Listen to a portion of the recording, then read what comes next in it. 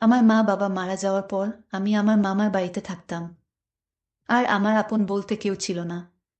তারপর আমি একটা অফিসে চাকরিতে জয়েন করি। অফিসের বস একদিন সুযোগ বুঝে আমাকে, বাকিটা গল্পতেই বলছি। বাবা মার মৃত্যুর পরে মামার অভাবের সংসারে ঠাঁই মেলে আমার। তখন আমাদের কিছুই নেই। নদী ভাঙ্গনে বাড়িঘর, জমিজমা সব হারিয়ে বাবা মার সাথে শহরের ছোট একটা বাসায় উঠেছিলাম। এর মধ্যে আমার ছোট ভাইটা হারিয়ে গেল। আমার ছোট ভাইয়ার নাম ছিল রুমান। ক্লাস 9-এ পড়ত। আর আমি মাত্র ইন্টারমিডিয়েট পাশ করে অনার্সে ভর্তি হয়েছি তখন। কত স্বপ্ন ছিল ডাক্তার হব, কিন্তু ডাক্তারি পড়ার আর সামর্থ্য নেই তখন। বাবা খুব কষ্ট পেতেন কারণ ভর্তি পরীক্ষায় টিকেও ডাক্তারি পড়তে পারলাম না। আমি বাবাকে সান্ত্বনা দিয়ে যাই। আমার সান্ত্বনা মাথার উপর বটের ছায়া। বাবা মা আছে আমার। ভাগ্য আমাকে নিয়ে তামাশা করতে শুরু করে। একদিন অ্যাক্সিডেন্টে আমার বটের ছায়ারা চলে যায় না ফেরার দেশে। আমার ছোট ভাইকে হারিয়ে আমি একা হয়ে গেলাম। তারপর মামা ওনার বাসায় নিয়ে আসে। মামা এক অফিসের কর্মচারী ছিলেন। কোনো রকমের সংসার চলে যেত। দুই ছেলে মেয়ের খরচ চালিয়ে আমি তাদের উপর বাড়তি চাপ হয়ে যাই। মামা কখনো কিছু বলতেন না। কিন্তু মামি কেন চুপ করে থাকবেন? ছুটা কাজের মহিলা বিদায় হলো। ঘর ঝাড়ু, কাপড় ধোয়া, রান্না করা, বাজার করা সব এক এক করে আমার উপর পড়ে। তার মধ্যে কয়েকটি টিউশনি জোগাড় করে নিজের পড়ার খরচ জোগাড় করি। ক্লাসে তো যেতেই পারিনি। শুধু পরীক্ষার সময় পরীক্ষা দিয়ে আসি। মামি সেটাতেও আপত্তি। যতটা সম্ভব নিজের খরচ কমিয়ে টিউশনির টাকা কিছু মামির হাতে তুলে দেই। মামা সব বুঝতেন কিন্তু মামির উপর কথা বলতে পারতেন না। ঝাড়ি খেয়ে মুখ কালো করে বসে থাকতেন। এভাবেই মামির সংসারে গায়ে খেটে পড়াশোনা শেষ করি। মামাতো ভাই, বোন হিমেল আর নীলুফা মামিকে লুকিয়ে আমার কাজে অনেক সাহায্য করত। কিন্তু কথায় বলে না, অভাগী যেদিকে চায় সাগর ও শুকিয়ে যায়। আমার বেলায় ও ব্যতিক্রম হয়নি। মামার অফিস থেকে একদিন ফোন আসে মামা খুব অসুস্থ, হাসপাতালে নেওয়া হয়েছে। মামিকে নিয়ে ছুটে গেলাম। সপ্তাহ খানেক পরে মামা বাসায় ফেরেন ঠিকই, কিন্তু প্যারালাইজ হয়ে গেছে। দুই পা অসাড়। মামার অফিসের কয়েকজন এসেছিলেন দেখতে। মামা অনেক বলে কয়ে মামার কাজটা আমাকে দিতে অনুরোধ করেন। ভাগ্য বুঝি মুখ তুলে চাইল। কি দয়া হলো ওনাদের, আমাকে চাকরিটা দিয়ে দিল। সেই অফিসের বস রাফি। আমি মামার পোস্টেই জয়েন করি। একদিন একটা ফাইল নিয়ে হুট করেই রাফির কেবিনে ঢুকে পড়ি। যা দেখলাম তার জন্য প্রস্তুত ছিলাম না। এই অফিসের একটা মেয়ে রাফির সাথে বসে হাসি হাসি গল্প করছে, মনে হয় যেন তারা দুজন দুজনকে খুব ভালোবাসে। আমি দেখেই মাথা নিচু করে দাঁড়িয়ে আছি। এই মেয়ে, নক না করে আমার কেবিনে ঢুকার সাহস হয় কি করে তোমার? রাগে গড়গড় করতে থাকে Rafi. I am sorry sir, ভুল হয়ে গেছে। আসলেই আমি অন্যমনস্কভাবেই নক করতে ভুলে গেছি। কোথা থেকে এসব জুটেছে কে জানে। এই মেয়ে বাবা মা ভদ্রতা শেখায়নি। নাইমা নামের মেয়েটি এগিয়ে এসে বলল। এই মেয়ের মুখে ভদ্রতার কথা শুনে মেজাজ কারাক করছে আমার। আমার ভুল, আমাকে আরো কিছু বললেও মেনে নিতাম। কিন্তু আমার বাবা মাকে নিয়ে কেউ কিছু বললে আমি সহ্য করতে পারি না। এক্সকিউজ মি ম্যাম, আমার ভুল হয়েছে, আমি স্বীকার করছি। কিন্তু তাই বলে আপনি আমার মা বাবাকে তুলে কথা বলতে পারেন না। আর ভদ্রতা কাকে শেখাতে হবে সেটা তো দেখতেই পাচ্ছি। নিমা আমাকে চড় মারার জন্য হাত তুলতেই ওর হাত ধরে ফেলি। এক ঝাটকায় হাত সরিয়ে দেই। আমার ব্যবহারে নিমা বোকা হয়ে গেছে। ভাবতেও পারেনি এমনটা করতে পারবো। রাফি এত সময় শুনছিল। এবার এগিয়ে আসে। এই মেয়ে, তোমার তো খুব সাহস দেখছি। স্যার, আপনার মিটিংয়ের ফাইল রেডি। Excuse me.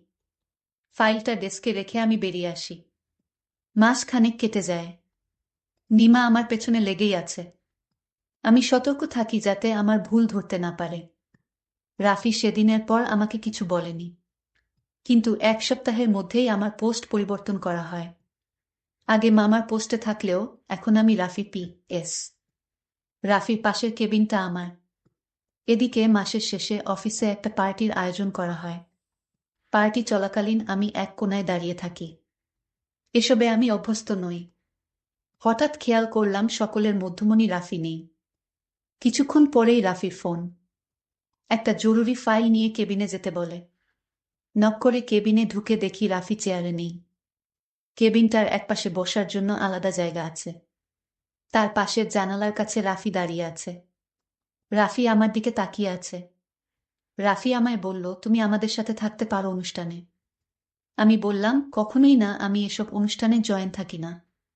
আমার এসব অনুষ্ঠান ভালো লাগে না। আমি একটা জরুরি ফাইল জমা দিতে এসেছি এবং আমার এই মাসের বেতনটা দিলে খুব উপকার হতো। তখন আমাকে রাফি বলল, দেখো, বেতন তোমার কাল নিতে হবে। আজ বেতন দেওয়ার কোনো সুযোগ নেই। আমি বললাম, তাহলে আমি বাসায় চলে যাই। রাফি তখন রাগ দেখিয়ে বলল, এই তুমি কি ভাবছো এমনি এমনি টাকা দিয়ে দেব? কখনো না। আমার পিএস তুমি, আমি যখন তোমাকে ছুটি দিব তখন তোমার বাড়িতে যেতে হবে, তার আগে না। আমি বললাম, স্যার দেখুন, রাত হয়ে গেছে, তাছাড়া এখন তো আমার কোনো কাজ নেই, বিশেষ করে অফিসের কোনো কাজ নেই। এখন অফিসের সবাই মিলে আপনারা অনুষ্ঠান করছেন। আমি চলে যাই, প্লিজ আমাকে ছুটি দিয়ে দেন। রাফি বলল, এক কথা আমি বারবার বলি না, আর শুনতেও পছন্দ করি না। আমি তখন রাফিকে বলেছিলাম, দেখুন, আমার মামার জন্য ঔষধ নিয়ে যেতে হবে। আমি ঔষধ নিয়ে গেলে মামা খাবে, তারপর ঘুমাবে। অসুস্থ শরীরে মামা নিয়মিত ওষুধ না খেলে মামার সমস্যা হবে। এইদিকে মামা রাফির মোবাইলে কল করেছিল। রাফি ফোন রিসিভ করল না। মামা চিন্তায় পড়ে গেল, মেয়েটা এখনো আসছে না কেন। মামা মামিকে বলল, তুমি অফিসে একটু খোঁজ নিয়ে দেখো তো। রাত প্রায় 12টা বাজতেছে। মামি একটা সেজনি করে সোজা অফিসে চলে আসে। এসে মামি দেখল আমি ক্লান্ত শরীর নিয়ে দাঁড়িয়ে আছি। মামি আমাকে জিজ্ঞেস করল, কিরে মা, তুই এখনো বাড়ি ফিরিস না কেন? তোর মামা চিন্তায় পড়ে আমাকে অফিসে পাঠিয়েছে। মামি মামার পোস্ট থেকে আমাকে বাতিল করে রাফি স্যারের পিএস করেছে। আর তাই যতক্ষণ অনুষ্ঠান চলে রাফির সাথে আমার থাকতে হবে। মামি তখন রাফি স্যারকে বলল, মেয়েটাকে ছুটি দিয়ে দাও, রাত অনেক হয়েছে। রাফি তার জবাবে বলল, দেখুন, এরকম করলে কিন্তু আমি ওকে চাকরিতে রাখতে পারবো না। ঠিক আছে, আজ ছুটি দিয়ে দিলাম, নেক্সট টাইম এমন করলে আমি চাকরিতে রাখতে পারবো না। ঠিক আছে। তারপর মামি আমায় বাসায় নিয়ে ফিরল। মামা বলল, মা কি হয়েছে, এত রাত হলো কেন? মামাকে আমি সবকিছু খুলে বলি, কিন্তু কিছু করার নেই, আমার মামা অচল চলতে পারে না। আর এখন যদি আমি এই চাকরিটা না করি তাহলে মামাকে দেখাশোনা করার মতো কেই থাকবে না। তাই বাধ্য হয়ে আমার চাকরিটা করতে হলো। আমি মামাকে বললাম, মামা তুমি কোনো চিন্তা করো না, আমি আছি, আর সব ঠিক হয়ে যাবে। এরপর দিন অফিসে গেলাম। রাফি স্যার আমায় তার রুমে ডাকলো আর বলল, দেখো, কাল একটা প্রজেক্টের কাজে আমার শহরে যেতে হবে, তোমার আমার সঙ্গে যেতে হবে একদিনের জন্য। আমি বললাম, ঠিক আছে। আজ আমায় রাফি স্যার তাড়াতাড়ি ছুটি দিয়ে দিল আর বলল, কাল সকাল সকাল আসতে হবে। তাই পরদিন সকালে আমি অফিসে গেলাম। স্যার বলল, তোমার কিছু কাপড় চোপড় নিয়ে নাও, কারণ আজ না ফিরতে পারলে আমাদের থাকতে হবে। আমি আশ্চর্য হয়ে গেলাম, আজ শহরে থাকতে হবে? আমি মামাকে ফোন দিয়ে বললাম, মামা, আমি আজ বাড়িতে ফিরতে পারবো না, কারণ স্যারের সাথে একটা প্রজেক্টে কাজ করতে হবে, নইলে কোম্পানির অনেক টাকা লস হয়ে যাবে। মামা বলল, কি আর করবি মা, চাকরি বাঁচাতে হলে তোকে যেতেই হবে। আর শোনো মা, কোনো সমস্যা হলে ফোন করে আমাকে জানাস, ঠিক আছে? মামা, ওকে, ভালো থেকো। তারপর প্রাইভেট কার করে রওনা হলাম চট্টগ্রামে। স্যার আর আমি পিছনের সিটে বসলাম। স্যার মাঝে মাঝে আমার দিকে এক অন্যরকম দৃষ্টিতে তাকিয়ে থাকত। আমি তখন স্যারের হুঁশ ভাঙানোর জন্য বললাম, স্যার, আপনার ছেলে মেয়ে কয়জন? স্যার তখন জবাবে বলল, আমার কোনো ছেলে মেয়ে নাই, আমি একা, আমি এখনো বিয়ে করিনি। দেখো, তুমি আমার পার্সোনাল বিষয় নিয়ে কোনো প্রশ্ন করবে না। তুমি আমার পিএস আর পিএসআর মতোই থেকা। ঠিক আছে স্যার, আমি আপনাকে আর কোনো প্রশ্ন করব না। রাফি স্যার তখন আমাকে জিজ্ঞেস করল, তুমি তোমার মামার জন্য চাকরি করছো কেন? তোমার মা বাবা ভাই বোন নেই? আমি বললাম, না, আমার মামা মামি ছাড়া এই দুনিয়ায় আমার কেউ আপন নেই। গল্প করতে করতে আমরা চট্টগ্রাম পৌঁছে গেলাম। রাত হয়ে গেল। স্যারের চট্টগ্রাম একটা অফিস আছে, থাকা খাওয়া দাওয়ার সব ব্যবস্থা আছে হোটেলের মতোই। আমি এবং রাফি স্যার রাতের খাবার খেয়ে আলাদা রুমে ঘুমাতে গেলাম। রাত যখন একটা বাজে, রাফি স্যার তখন আমার রুমে টোকা দিল আর বলল, অরুণ, দরজাটা খুলো তো, তোমার রুমে আমার একটা অফিসের ফাইল রয়েছে। আমার রুমে রাফি স্যার আসলো আর বলল, শোন অরুণ, তোমার জন্য একটা গুড নিউজ আছে। আমি বললাম, বলুন স্যার। একথা বলতেই আমার মোবাইলে মামির ফোন আসে। মামি বলল, তোমার মামাকে হাসপাতালে নিয়ে আসলাম, তোমার মামা আবার স্ট্রোক করেছে। আমি হাসপাতালে আছি। ডাক্তার বলেছে 2 লাখ টাকা জমা না দিতে পারলে তোমার মামাকে বাঁচানো যাবে না। আমি বললাম, মামি তুমি চিন্তা করো না, আমি টাকার ব্যবস্থা করছি। তখন আমি রাফি স্যারের কাছে অনুরোধ করে বললাম, স্যার আমার মামাকে বাঁচাতে হলে 2 লাখ টাকা জরুরি লাগবে। প্লিজ আমাকে টাকাগুলো দেন, আমি চাকরি করে শোধ করে দেব। রাফি তখন আমাকে বলল, দিতে পারি একটা শর্তে। আমি বললাম, কি শর্ত? আমি সব শর্ত আমি মানব। রাফি তখন আমাকে কুপ্রস্তাব দিল। আমি বললাম, স্যার অন্য কিছু বলুন। স্যার তখন বলল, এটাই আমার চাওয়া, যদি রাজি থাকো তাহলে আমি তোমাকে 2 লক্ষ টাকা দিতে পারি। আমি কোনো উপায় না পেয়ে বললাম, মামাকে বাঁচাতে হলে আমার এখন রাজি হওয়া ছাড়া কোনো উপায় নেই। মনে মনে চিন্তা করলাম, আগে টাকাগুলো নে, তারপর দেখা যাবে। আমি রাফিকে মিথ্যা কথা দিলাম। আমি রাজি।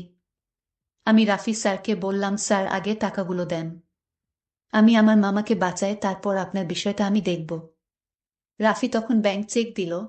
আমি টাকা তুলে মামা যে হাসপাতালে আছে সেই হাসপাতালে আসলাম। মামি বলল, মা তুই এত টাকা কোথায় পেলে? আমি বললাম, আগে মামা সুস্থ হোক তারপর সব বলছি। মামাকে 3 দিন হাসপাতালে থাকতে হলো। তারপর মামাকে সুস্থ করে বাড়িতে নিয়ে আসলাম। পরদিন রাফি আমাকে ফোন করলো আর বলল, কি তোমার মামার অবস্থা কি? আমি বললাম, ভালোই আছে এখন। রাফি তখন বলল, তুমি কাল অফিসে এসো। তুমি কি ভুলে গেছো আমার টাকার কথা? আমি বললাম, না ভুলিনি।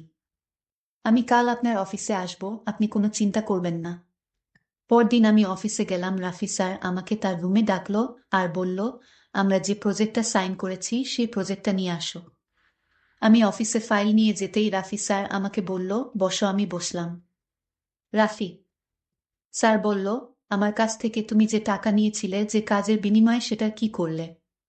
রাফি স্যার আমার দিকে তাকিয়ে বলল, কি উত্তর দিচ্ছ না কেন? আমি বললাম, স্যার আপনার টাকা আমার বেতন থেকে কেটে রেখে দিবেন।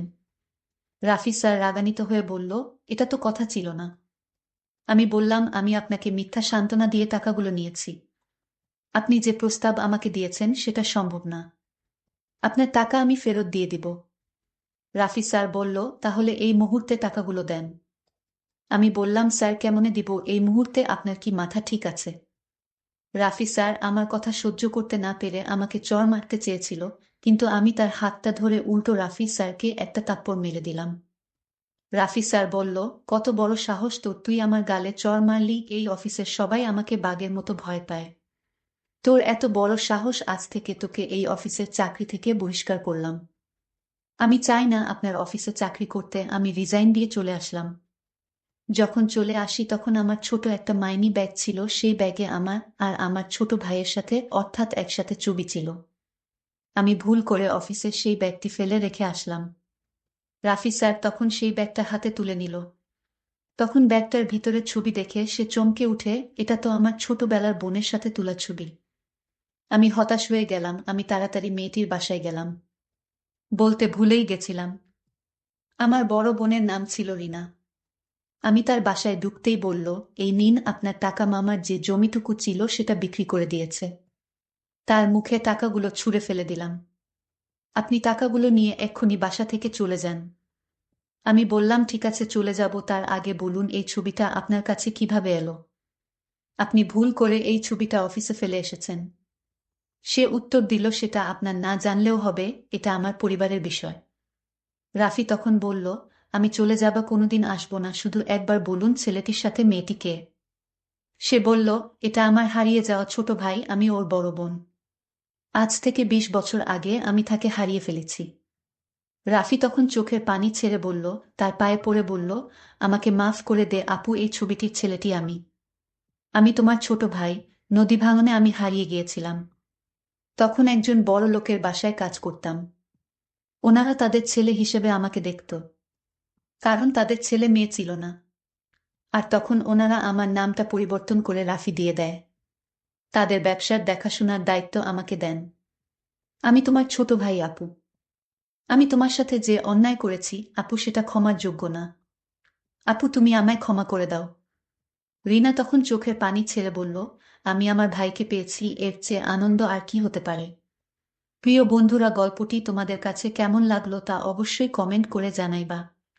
আর এরকম নতুন নতুন গল্প পেতে আমাদের চ্যানেলটিকে সাবস্ক্রাইব করে পাশে থাকবেন। ধন্যবাদ।